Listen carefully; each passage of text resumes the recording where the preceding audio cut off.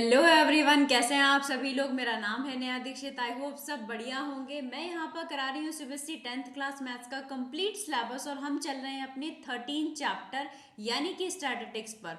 और आज हमारा स्टैटिस्टिक्स का फोर्थ लेक्चर है जहाँ पर हम पढ़ने वाले हैं मीडियन के बारे में। इससे पहले वाली क्लासेस में मैंने आपको डिटेल में पढ़ाया है कि हम कैसे ग्रुप डेटा का मीन फाइंड करते हैं, कौन कौन से हमारे 3 मेथड होते हैं मीन को फाइंड आउट करने के। उसके बाद हमने पढ़ा था मॉड के बारे में और आज की क्लास में हम पढ़ने वाले हैं मीडियन के बारे में। तो मैंने यहाँ पर इस चैप्टर में आपको डिटेल में बताया था क्योंकि मैं हर चैप्टर से पहले अपनी इंट्रोडक्शन क्लास रखती हूँ जहां पर मैं डिटेल में बताती हूँ कि किस चैप्टर में हम क्या पढ़ने वाले हैं। यानी कि मैंने बताया था आपको कि स्टैटिस्टिक्स हमारी मैथमेटिक्स की कौन सी ब्रांच है और इसमें हम क्या पढ़ने वाले हैं। ये जो हमारा चैप्टर है 13, इसमें हमने क्या कोई पहले चैप्टर था वहां पर पढ़कर आए हैं, वहां से क्या इसका कोई रिलेशन है, सब कुछ मैंने डिटेल में आपको बताया था जिससे आपको आगे आने वाली क्लासेस में जो भी हम पढ़ने वाले हैं वो एकदम अच्छे से समझ में आए। क्योंकि मेरा टारगेट है आपको बेसिक से एडवांस सिखाने का, कि आपको एटलीस्ट एडवांस सीखने के लिए आपको पता होना चाहिए अपनी बेसिक, कि जो चैप्टर हम पढ़ रहे हैं, सपोज दैट ये हमारा स्टैटिस्टिक्स ही चैप्टर है, इस चैप्टर में क्या हमारे बेसिक कॉन्सेप्ट क्लियर होने चाहिए जिससे ये चैप्टर हमें बहुत अच्छे से समझ में आए और हमारे इस चैप्टर से एकदम बेसिक से लेकर एडवांस तक के सारे कॉन्सेप्ट क्लियर हो जाएं। ऐसे ही इंटरेस्टिंग वे से मैथ्स को पढ़ने के लिए हमारे साथ लास्ट तक जुड़े रहिए। और अगर आपने अभी तक चैनल को सब्सक्राइब नहीं किया है या आप पहली बार आए हैं चैनल पर तो जल्दी से चैनल को सब्सक्राइब कर लीजिए, बेल आइकन को भी प्रेस कर लीजिए जिससे हमारे लेटेस्ट अपडेट आपको मिलते रहें और आपकी प्रिपरेशन बहुत अच्छे से होती रहे। ओके, तो चलिए शुरू करते हैं हमारी आज की क्लास। और क्लास को शुरू करने से पहले देख लेते हैं क्या क्या इस चैप्टर के टॉपिक थे जो हमने पढ़ लिए हैं, क्या अभी हमें और पढ़ने हैं। तो मैंने अपनी फर्स्ट क्लास जिसमें मैंने रखा था इंट्रोडक्शन में मैंने डिटेल में चैप्टर के बारे में बताया था क्या हम पढ़ने वाले हैं, क्या हमने 9th क्लास के स्टैटिस्टिक्स चैप्टर से पढ़ा है, वो मैंने रिवाइज भी कराया था आपको साथ के साथ। उसके बाद हमने पढ़ा था मीन के बारे में जहां पर हमने बताया था कि 3 मेथड होते हैं मीन को फाइंड आउट करने के, कौन कौन से, direct method, assumed mean method और हमारा लास्ट होता है स्टेप डेविएशन मेथड, राइट। तो इन तीनों मेथड से हमने मीन को फाइंड आउट करना सीखा था। इसके बाद हमने पढ़ा था मॉड को, कि ग्रुप डेटा में कैसे आप मॉड को फाइंड आउट कर सकते हैं। आज हम डिटेल में डिस्कशन करेंगे मीडियन के बारे में। ओके, वहां पर मैं आपको बताऊंगी रिलेशन क्या होता है मीन, मीडियन, मॉड के में, इन तीनों में रिलेशन क्या होता है, ये सब कुछ हम आज की क्लास में डिस्कस करने वाले हैं। तो चलिए शुरू करते हैं बिना किसी देरी के। ओके, आपको पता है कि मीडियन के बारे में मैंने डिटेल में बताया था कि जब हम किसी डेटा यानी कि अनग्रुप डेटा या अनग्रुप डेटा को हम रॉ डेटा भी कहते हैं, वहां पर हम मीडियन को कैसे फाइंड आउट करते हैं। और आपने सीखा भी होगा बहुत अच्छे से, आपको पता भी होगा कि आपने 9th क्लास में जो स्टैटिस्टिक्स चैप्टर पढ़ा था वहां पर आपने रॉ डेटा या अनग्रुप डेटा का मीडियन फाइंड आउट किया था। तो कैसे फाइंड आउट किया था एक बार देख लेते हैं, फिर जल्दी से चलते हैं क्वेश्चन पर कि हम कैसे ग्रुप डेटा का मीडियन फाइंड आउट करेंगे। ओके, क्योंकि क्वेश्चन से आपको बहुत अच्छे से समझ आ जाएगा मेथड। ओके, तो अगर लेक्चर पसंद आ रहा है तो लेक्चर को लाइक कर दीजिए। मीडियन का मतलब होता है किसी रॉ डेटा या कोई भी डेटा में, कोई भी डेटा दैट मीन्स इंफॉर्मेशन में हमारा जो मिडिल टर्म होता है या मिडिल टर्म को हम कहते हैं मीडियन, राइट। ओके, यहाँ पर मैंने बताया था कि सपोज दैट कोई डेटा गिवन है,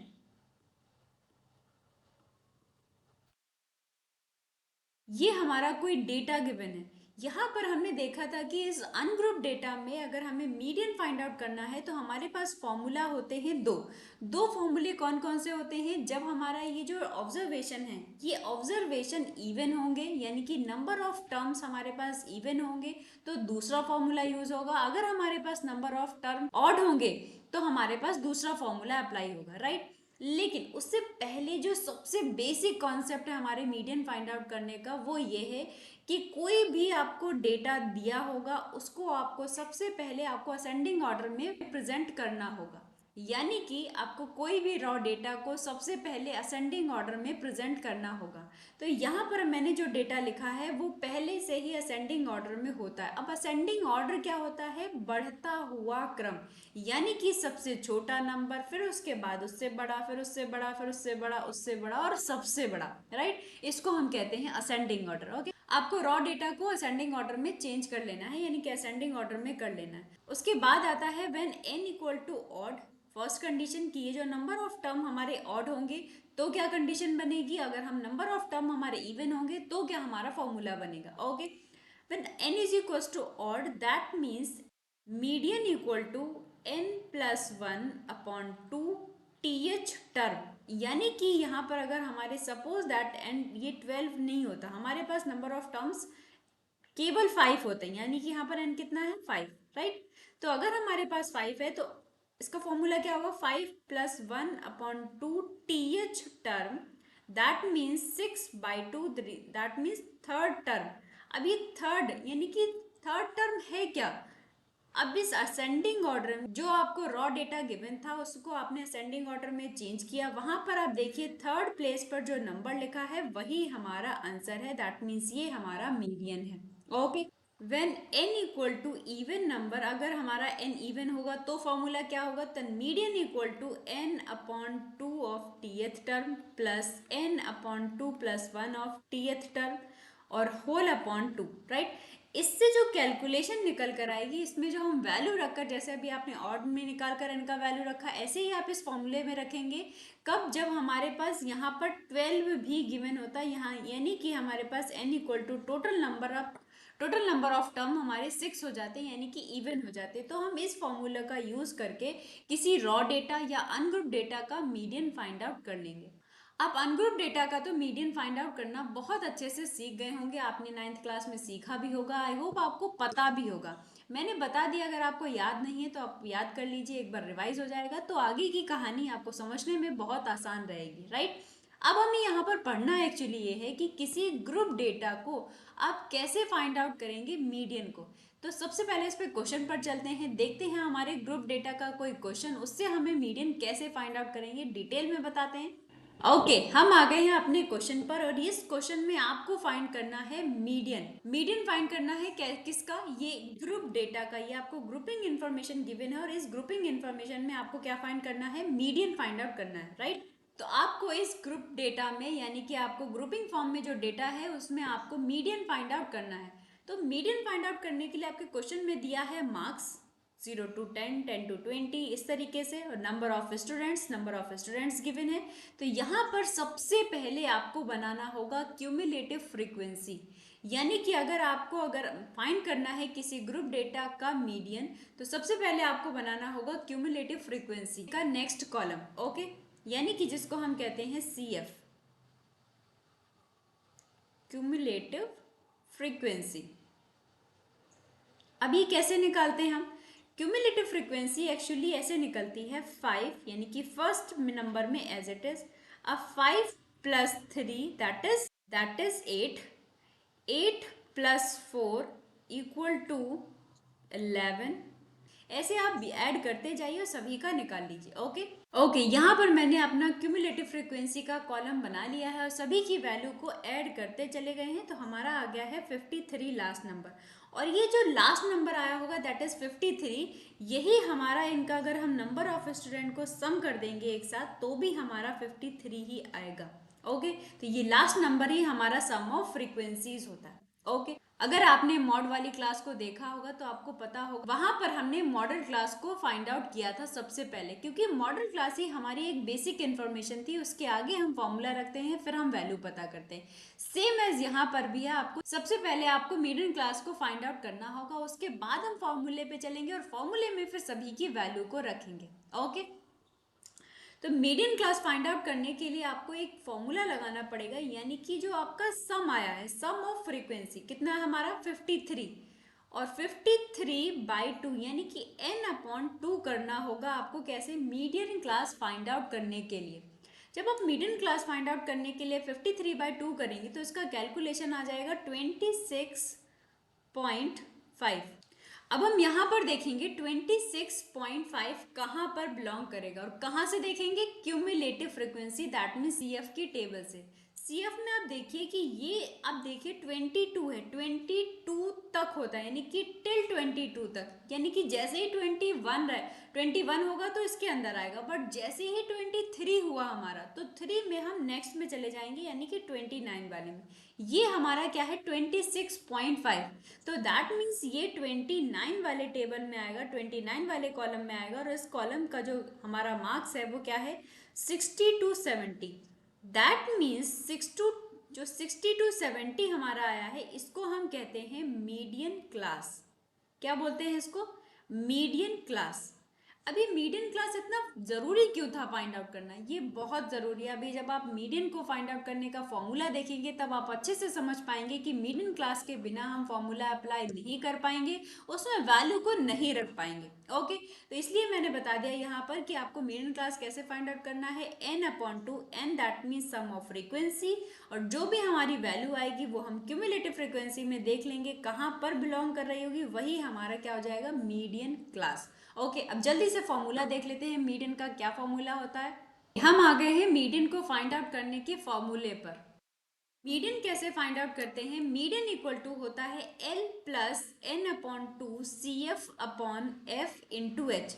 अब ये सब होते क्या है, इसके लिए मैंने लिखा है कि where L equal to lower limit. किसका लोअर लिमिट? मीडियन क्लास का। मीडियन क्लास की वैल्यू को आपने क्या निकाला है 60 to 70, यही हमारा मीडियन क्लास था, और इसमें जो लोअर लिमिट है वो क्या है हमारी 60, दैट मीन्स 60। ओके, CF यानी कि cumulative frequency of class preceding of median class, यानी कि जो आपने क्वेश्चन पर चलते हैं, जो आपने अभी मीडियन क्लास फाइंड आउट किया है, कौन सा फाइंड आउट किया है?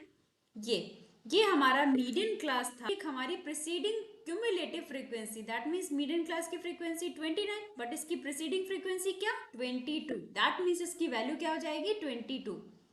यहाँ पर हमारी जो CF की वैल्यू हो जाएगी उसको हम लिखेंगे 22, राइट।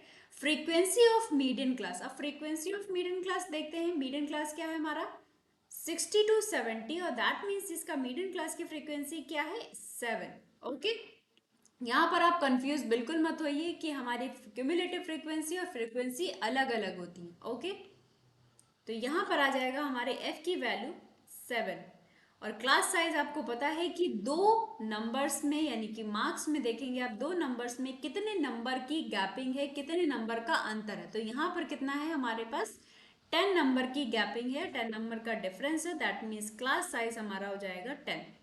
सभी की वैल्यू आ गई है, और सभी की वैल्यू को आपको फॉर्मूले में रख देना है, और जल्दी से वैल्यू कैलकुलेट करके मीडियन को फाइंड आउट कर लेते हैं। Okay, median equal to L का वैल्यू है 60 प्लस n/2, अभी हमने निकाला था 53/2, दैट मीन्स ये हमारा आंसर आया था 60, 26.5 माइनस CF का वैल्यू 22, और अपॉन में हमारा है F का वैल्यू 7, और इंटू H का वैल्यू है 10, राइट। तो जल्दी से इसकी कैलकुलेशन कर लेंगे, क्या आ जाएगा हमारा 60 प्लस 45/7, और इसकी कैलकुलेशन करने के बाद फाइनल आंसर आ जाएगा हमारा 66.4, यानी कि मीडियन की जो वैल्यू आ गई है वो क्या आ गई है 66.4। ओके, यहाँ से हमने सीख लिया कि मीडियन कैसे फाइंड आउट करना है आपको किसी भी डेटा का, यानी कि किसी भी ग्रुप डेटा में आप मीडियन कैसे फाइंड आउट करते हैं। ये बहुत ही आसान है, आपको बस प्रैक्टिस करने की जरूरत है। मैंने पहले ही बताया था कि आपको स्टैटिस्टिक्स में कैलकुलेशन की, फॉर्मूलों की बहुत ज्यादा प्रैक्टिस करनी होगी, तब आप क्वेश्चन में परफेक्ट बन पाओगे।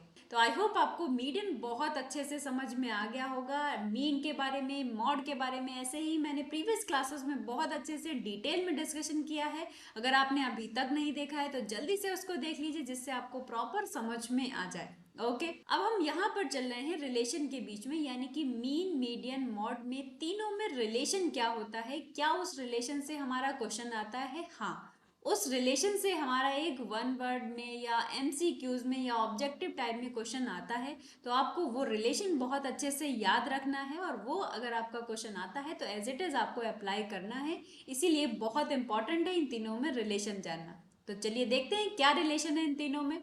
ओके, तो देख लेते हैं इन तीनों में रिलेशन क्या है। हमारा रिलेशन होता है मॉड इक्वल टू 3 मीडियन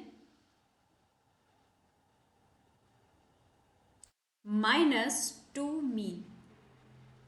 ये हमारा बहुत ही इम्पॉर्टेंट रिलेशन है between mean, median and mode में। अगर आपको इन तीनों में से किसी दो का वैल्यू दिया है, आप तीसरे का वैल्यू बहुत इजीली से फाइंड आउट कर लेंगे। क्या होता है कि mode equal to 3 into median, median का जो भी वैल्यू होगा उसको 3 से मल्टीप्लाई कर देंगे, -2 इंटू मीन, यानी कि जो मीन का वैल्यू होगा उससे 2 से मल्टीप्लाई कर देंगे। दोनों को सब्ट्रैक्ट करके हमारी मॉड की वैल्यू आ जाएगी। ये बहुत इंपॉर्टेंट रिलेशन है। आई होप आपको समझ आ गया होगा, याद भी हो गया होगा साथ के साथ। ऐसे ही आप पढ़ते रहिए, क्वेश्चन की प्रैक्टिस करते रहिए, क्योंकि स्टैटिस्टिक्स ऐसा चैप्टर है, आपको इस चैप्टर में बहुत सारे क्वेश्चन की प्रैक्टिस करनी होगी, तभी आप इतने सारे फॉर्मूलों को याद कर पाएंगे और अपनी कैलकुलेशन को भी बेहतर बना पाएंगे। ऐसे ही पढ़ते रहिए और लास्ट तक हमारे साथ जुड़े रहिए। मिलते हैं नेक्स्ट क्लास में। Thank you everyone.